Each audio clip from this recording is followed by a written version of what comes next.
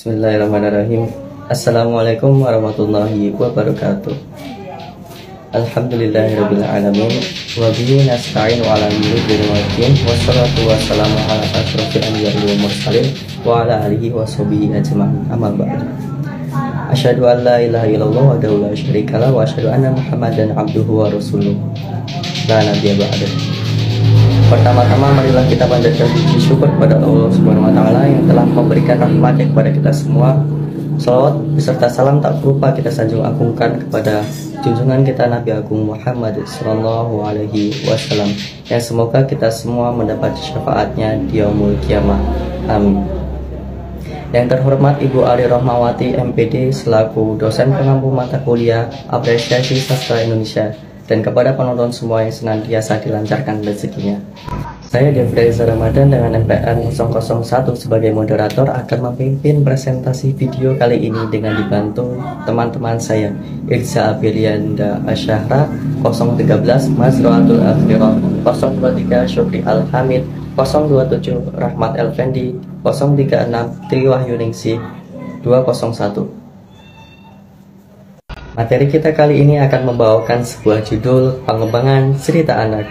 Mungkin di sini dari kalian semua ada yang sudah mengetahui apa itu cerita anak, atau mungkin ada juga yang belum mengetahui cerita anak. Maka dari itu materi pertama akan menjelaskan mengenai hakikat cerita anak yang akan dibawakan oleh Saudari Irza Abilianda Asyahra. Kepadanya disilakan. Assalamualaikum warahmatullahi wabarakatuh. Saya di sini sebagai pemateri pertama yang akan menjelaskan tentang hakikat cerita anak. Apa sih cerita itu? Cerita merupakan sarana untuk menyampaikan ide atau pesan melalui serangkaian penataan yang baik dengan tujuan agar pesan lebih mudah untuk diterima. Kemudian bercerita itu merupakan perbuatan atau suatu kejadian dan disampaikan secara lisan dengan tujuan membagikan pengalaman dan pengetahuan kepada orang lain. Cerita anak itu berbeda dengan cerita untuk anak. Cerita anak adalah cerita tentang kehidupan anak, baik suka maupun dukanya dalam keluarga dan masyarakat. Sedangkan cerita untuk anak adalah cerita yang diperuntukkan bagi anak, baik cerita yang menyangkut kehidupan anak maupun cerita tentang binatang, cerita para tokoh yang berjasa bagi bangsanya, cerita tentang alam, dan lain-lain. Kedua cerita ini bermanfaat untuk pendidikan dan pembentukan kepribadian anak. Pada hakikatnya, cerita adalah kisah tentang kejadian suatu tempat, kehidupan binatang sebagai perlambang kehidupan manusia dalam masyarakat, dan lain-lain. Cerita itu pada awalnya disampaikan secara lisan, kemudian berkembang menjadi cetakan berupa buku, kaset, maupun film. Dengan demikian, cerita anak ini berkembang sesuai dengan perkembangan zaman, ilmu pengetahuan, dan teknologi. Cerita anak adalah suatu seni sastra dalam bentuk karangan imajinatif yang ditulis oleh anak-anak atau orang dewasa yang mendeskripsikan mengenai suatu peristiwa terutama yang mencerminkan kehidupan dan pengalaman anak yang dapat membantu perkembangan dan sosial anak. Adapun ciri-ciri dari cerita anak yaitu yang pertama, berisi sejumlah pantangan, berarti hanya hal-hal tertentu saja yang boleh diberikan. Yang kedua, penyajian secara langsung, kisah yang ditampilkan memberikan uraian secara langsung tidak berkepanjangan. Yang ketiga, memiliki fungsi terapan, yakni memberikan pesan dan ajaran kepada anak-anak. Dan yang keempat adalah sifat fantastis. Terima kasih kepada Saudari Irza Abilianda Asyahra yang telah membawakan materinya. Bagaimana kalian semua sudah mengerti bukan mengenai pengertian dari cerita anak tersebut? Untuk selanjutnya adalah manfaat dari cerita anak. Materi ini akan dibawakan oleh Saudari Mazroatul Akhirah. Kepadanya disilakan. Baiklah, di sini saya akan menjelaskan manfaat cerita bagi anak, yaitu 1. Menumbuhkan sikap proaktif. Ini akan terus membantu perkembangan dan pertumbuhan jiwa serta kreativitas anak. 2. Mempererat hubungan anak dengan orang tua.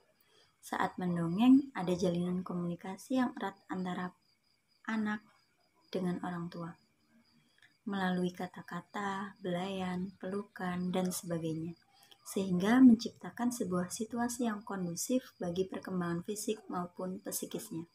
Yang ketiga, menambah pengetahuan. Cerita legenda terjadinya suatu tempat misalnya akan memberi pengetahuan tentang nama-nama tempat dan nama-nama tokoh. Yang keempat, melatih daya konsentrasi. Saat kita mendongeng, anak akan memperhatikan kalimat-kalimat yang kita ucapkan. Saat itu biasanya anak tidak mau diganggu. Ini menunjukkan bahwa anak sedang konsentrasi mendengarkan dongeng.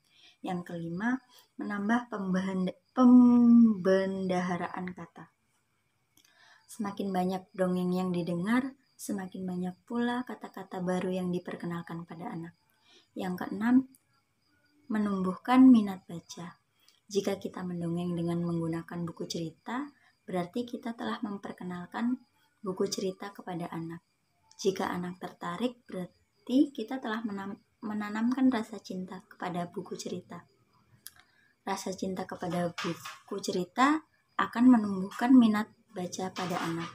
Yang ketujuh, memicu daya berpikir kritis anak. Ketika mendengarkan dongeng yang belum pernah mereka dengar, mereka akan bertanya tentang hal baru.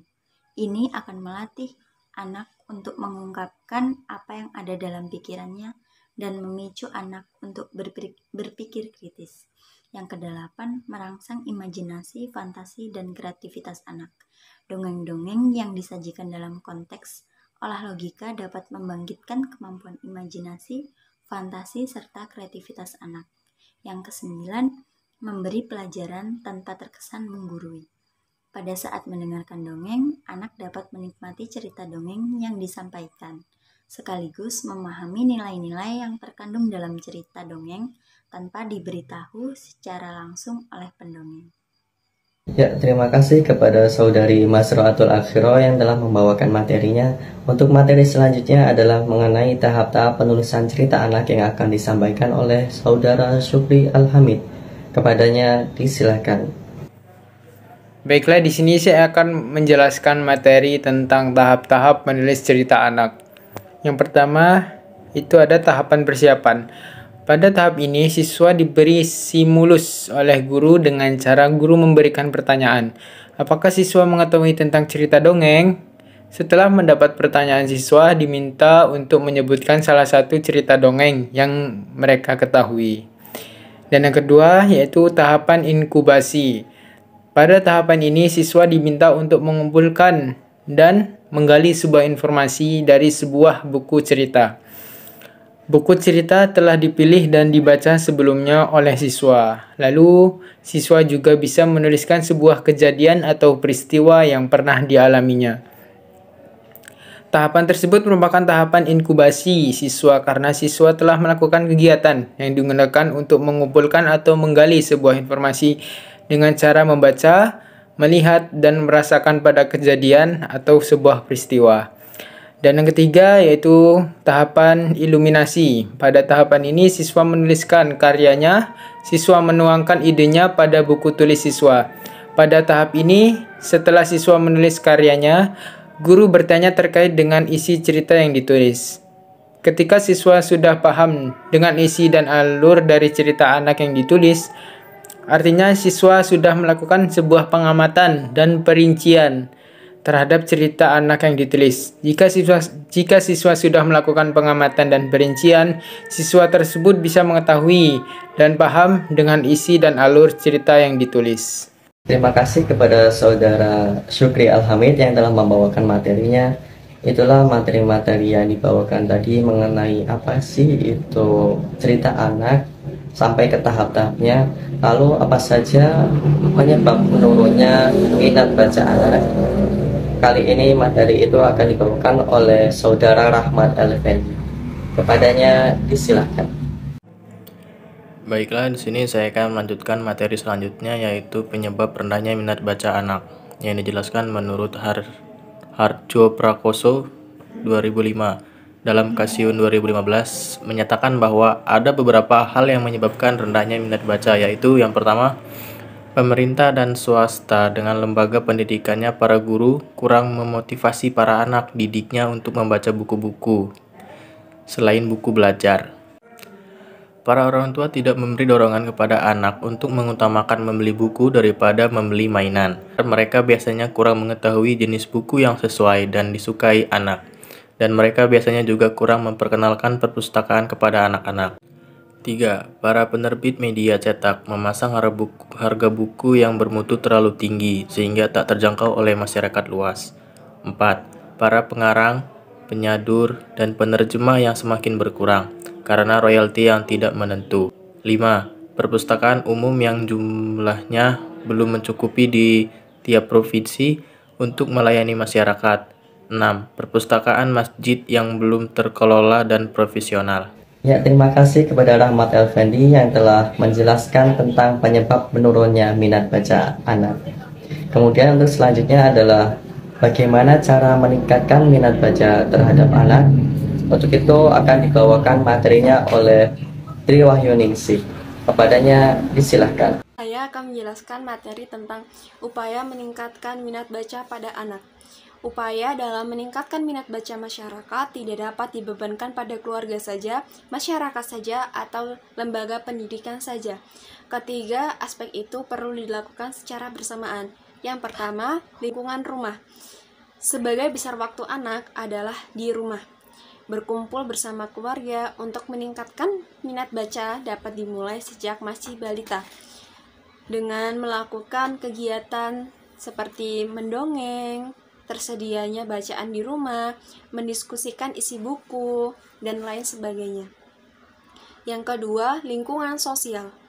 Minat baca siswa dapat ditingkatkan berdasarkan hubungan sosial pembaca sebagai anggota masyarakat. Apabila tokoh-tokoh masyarakat dapat memberi keteladanan dalam minat baca ini, hal pengaruh positif pada masyarakat. Sebagai contohnya, di Malioboro ada perpustakaan yang diangkut dalam gerobak dorong. Yang ketiga, lembaga pemerintah dan swasta. Lembaga pemerintah dan swasta mempunyai peran yang penting dalam meningkatkan minat baca masyarakat, terutama dengan cara menyelenggarakan perpustakaan, baik perpustakaan sekolah maupun perpustakaan khusus. Strategi yang dapat ditingkatkan untuk meningkatkan minat baca itu antara lain, untuk perpustakaan sekolah, memperbaiki sistem pendidikan dan fasilitas. Untuk perguruan tinggi, memperbaiki fasilitas dan karakteristik pelayanan perpustakaan, dan mengubah metode pengajaran. Di lingkungan masyarakat, perpustakaan nasional dan perpustakaan daerah yang terdapat di setiap provinsi seharusnya dapat lebih besar dalam mendorong dan menumbuhkan perpustakaan-perpustakaan umum di setiap daerah tersebut. Sekian, terima kasih. Wassalamualaikum warahmatullahi wabarakatuh. Ya, itulah materi-materi yang telah disampaikan oleh kami. Kesimpulan dari materi ini adalah cerita anak merupakan suatu seni sastra dalam bentuk karangan imajinatif yang ditulis oleh anak-anak atau orang dewasa yang didasarkan pada penggunaan pandangan anak dengan tujuan membantu perkembangan emosi dan sosial anak. Untuk pengembangan cerita anak sendiri, unsur keluarga, sosial atau masyarakat, sekolah, dan pemerintah mempunyai peran penting dalam pengembangan cerita anak di masa yang semakin maraknya gadget di kalangan anak-anak sekarang ini. Terima kasih kepada Ibu Ari Rahmawati, MPD, dan kepada penonton sekalian. Mungkin hanya itu saja yang dapat kami sampaikan. Lebih dan kurangnya kami mohon maaf. Kepada Allah kami mohon ampun. Akhirul kalam. Wassalamualaikum warahmatullahi wabarakatuh.